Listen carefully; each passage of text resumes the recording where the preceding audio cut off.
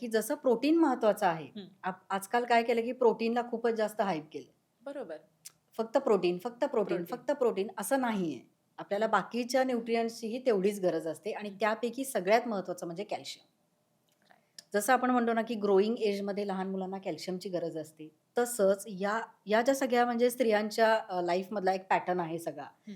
किंवा त्या जे चॅलेंजेसमधून जावं लागतं. जसं मेनार्की आहे म्हणजे पाळी सुरू होण्याचा काळ. बरं. त्यानंतर येते फेज म्हणजे प्रेग्नन्सी, हं. डिलिव्हरी, हं. मग मेनोपॉज. बरोबर. या ज्या 3 फेजेस आहेत, या सगळ्यामध्ये आपल्या बॉडीमधलं कॅल्शियम खूप कमी व्हायला लागतं.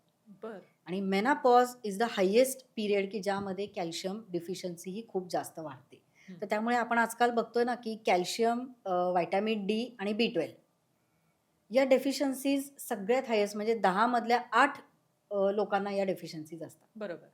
का? तर परत आपण बॅलन्स डाएट हं. घेत हं. नाही आहोत किंवा आता तू म्हणशील, की कॅल्शियम हाडांचं आरोग्य कसं? तर कॅल्शियम घेणं, व्हिटॅमिन डी कमी असेल, तर कॅल्शियम आपल्या बॉडीमध्ये ॲब्झॉर्बच होणार नाही. बरोबर. आणि मग फक्त कॅल्शियमच्या गोळ्या घेऊन ते आपल्याला गरज पूर्ण होईल का? तर नाही. हं. कारण जेवढं नॅचरल आपण पदार्थांमधून कॅल्शियम आपली बॉडी पटकन ॲब्झॉर्ब करते, तेवढं गोळ्यांमधलं करत नाही.